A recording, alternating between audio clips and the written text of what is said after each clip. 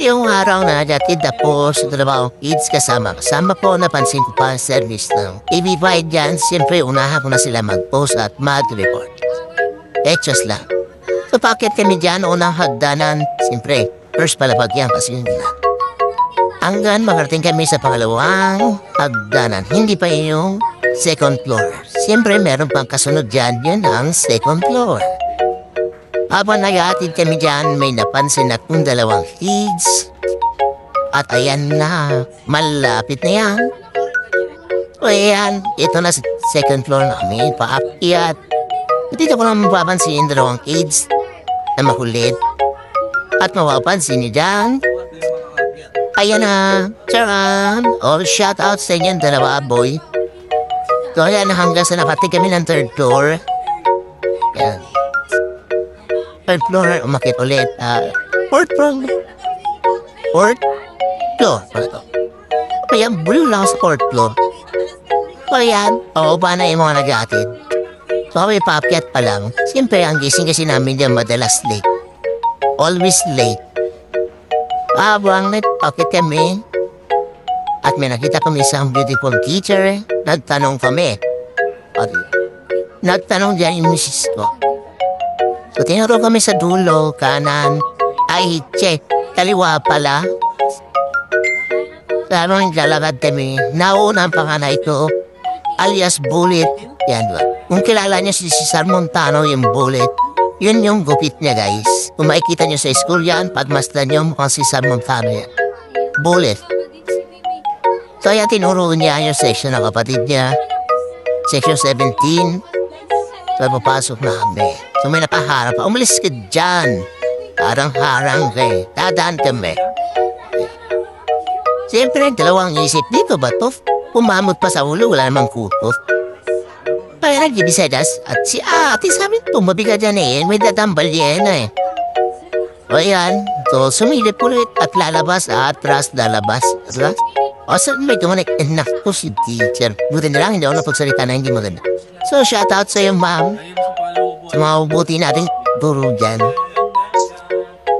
Sa may kinuha dyan si ma'am, siguro module yun. Ang matik to, yung module na to, tambak na naman to sa bahay. Hindi na naman to gagalawin ng dalawa kang pizza to. Etos lang, simple tuturuan natin. So ayun, palapit na sa kay misis. So pinayapo namin dyan sa harap kasi makulit yan. Dami yung malabo ang mata. Pero po dali sa Roblox yan, hindi na ako ng mata niyan. Ang batang yan. So yan, habang nag-aayos siya, may kinuha siya sa bag at nagkataon mali ang bag ang dala niya. Yung pala yung bag ng pangalay na. So pumasok ako dyan. Kung makikita nyo, ayan na. Diba ang gwapo mo, Rizal, yung pinaril doon sa Juan, Bagong Bayan.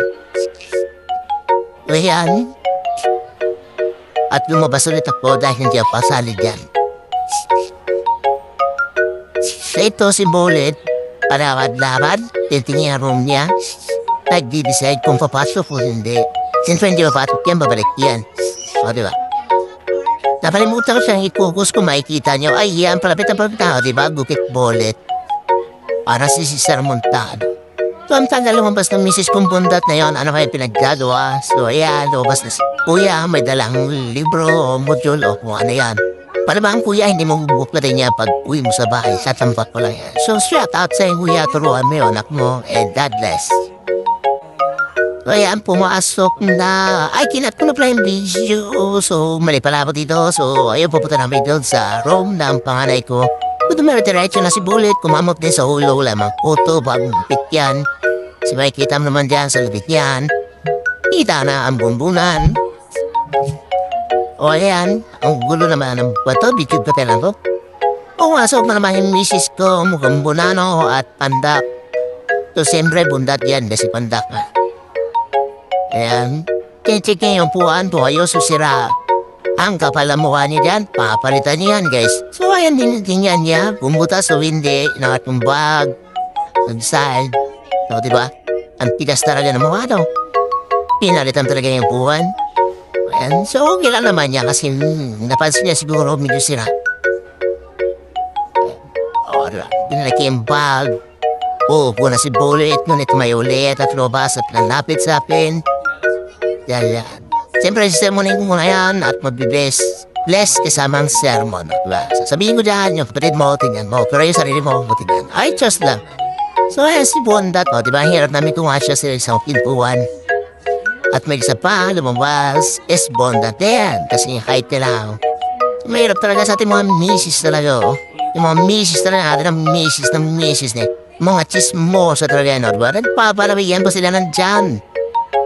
O yan, nilalapitan ko at tinitingin ko. At gusto kong ipupos sa mukha nila mga chismosa. Ayan, sumisili pa ang classroom. So, kung gusto ko may kinat ko na yung video kasi masyado mahaba yung kanilang chismisan.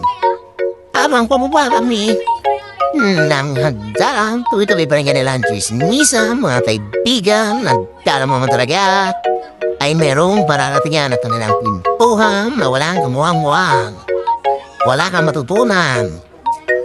O ayan, dire-diretso kami at may dalawang makulit yan na nagtatanong ba kung vloggers ako. Hindi po vloggers, cameraman lang po ako.